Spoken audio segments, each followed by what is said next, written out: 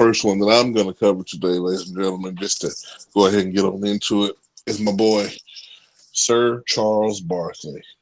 And he does require you to call him Sir Charles when you speak to him, especially if you're a stranger, because he's like that.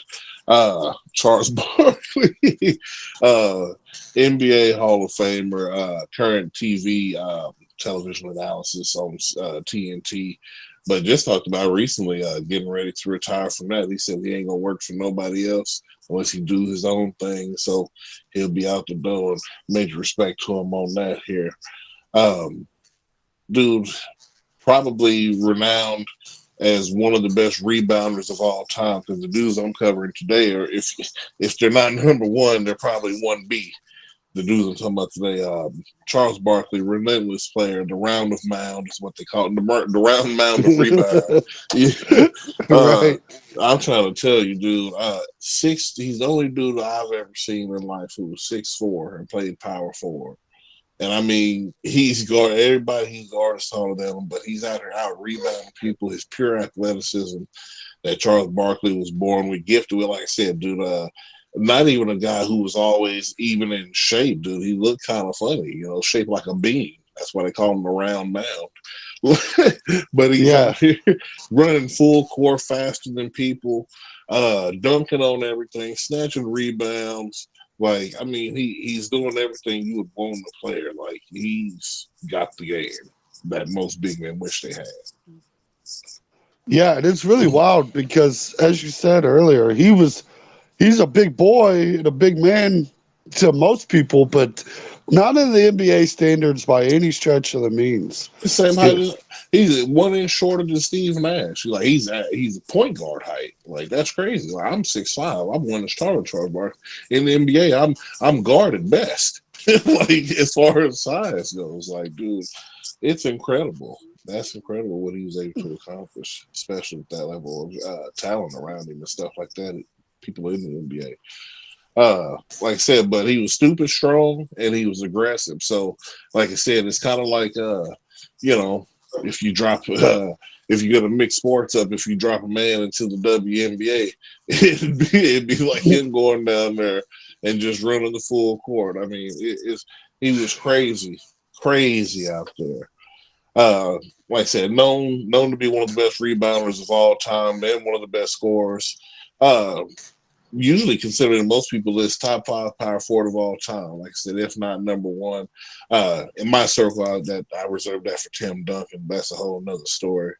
But more renownedly known for not keeping it, well, not even not keeping his tongue in check, but always saying what he felt and meaning what he says. I mean, and a lot of it is backed up on the basketball court. But, dude, I remember a couple of interviews from Charles Barkley.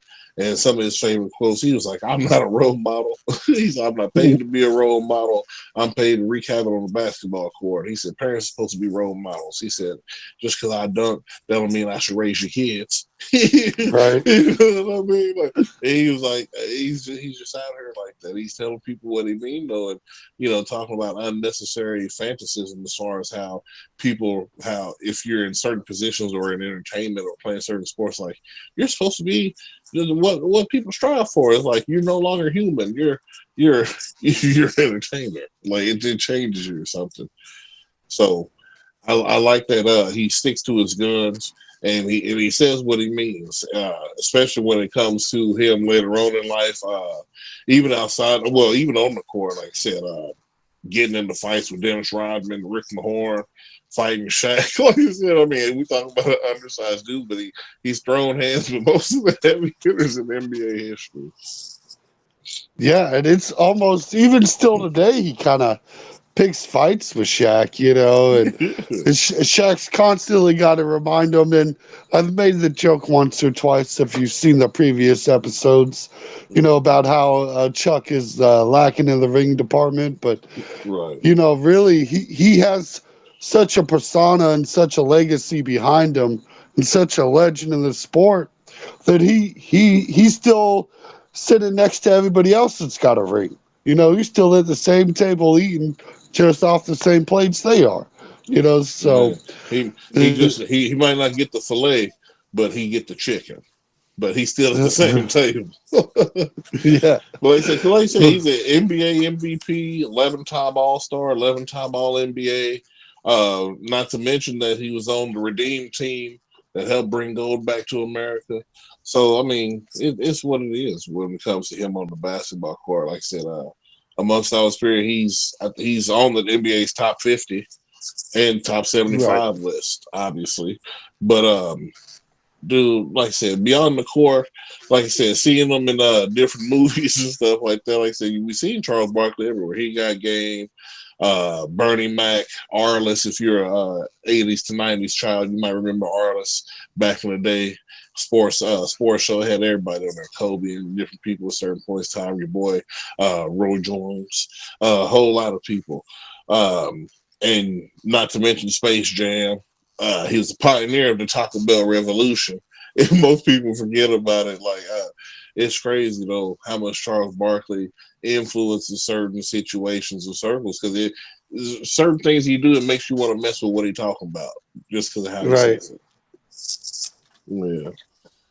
But the only thing that makes you not want to do is mess with them San Antonio women because apparently they so big down there. And this is no disrespect to San Antonio women. I'm just going off what Sir Charles said. He's been there more times than I have. Hey, look, And he ain't been look, lying before.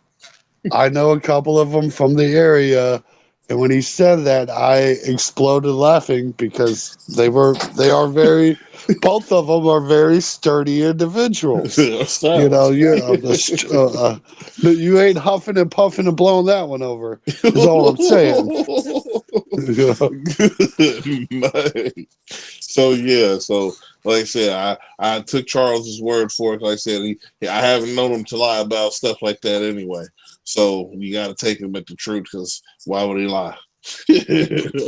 Yeah, and he had a bunch of crazy incidents in his career. Like in '91, he was playing the New York Nets, and they had Oh yeah. a fan little spitting incident. You know, he would have these little interactions with people. You know, Barkley's he's one of those dogs that got a lot of bark and bite to him. You know, this he's gonna make a lot of noise and he's gonna back that noise up too. He's an interesting character.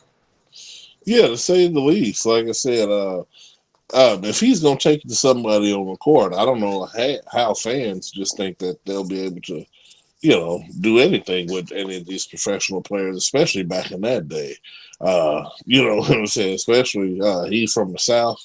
Yeah. He's got a lot going on. I think he was born in like some kind of small town in Alabama, but I know he's a tighter. He's a roll tide.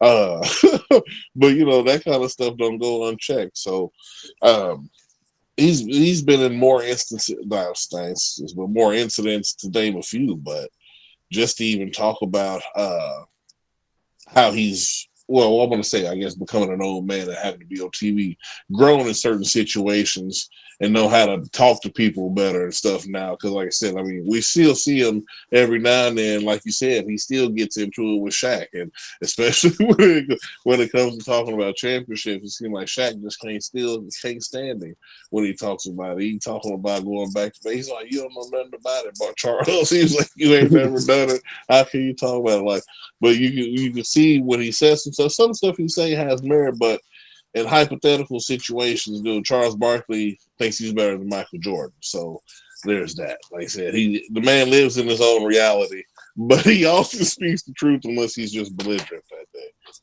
Yeah, but he was one of those players good enough to live in his own reality. So while the rest of us Earthlings may be very aware that he is not that guy, no doubt about it. Chuck knows he is. Oh yeah, he is. He's an advocate for everything you can say the Democratic Party would be in favor of. Rights for everybody, LGBTQ triangle quarter sign. No offense, I just don't know them all. All of that, he's a good advocate for equal rights in general.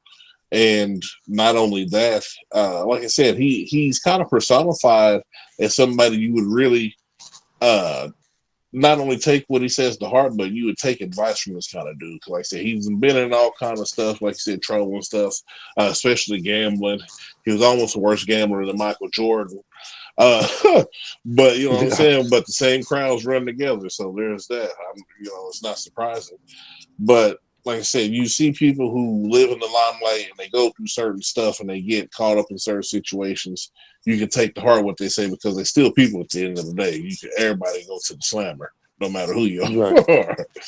So And look, we can make fun of Chuck for not having a ring all we want, but he really did play in that era where there's a lot of greats that got robbed of rings because of Michael Jordan. You know, there's just certain times you just ran into a brick wall for, a man, big chunk of the 90s there. and not to even mention that, but look at the teams that he was on. He never been on a team to where you look like, yeah, they could win a title.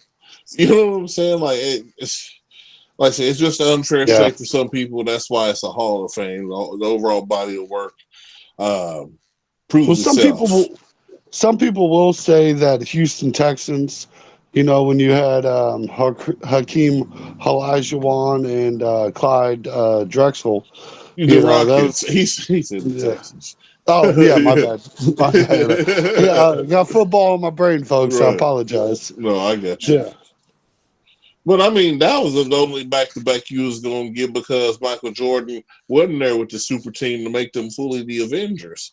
So when you don't have when you only got to face the core group without the one that can put them over by 25 guaranteed a night, it should be Dubs. That's why they won back to back because you like I right. said, argue because you already had the better center, you had better guard play because Michael Jordan wasn't there.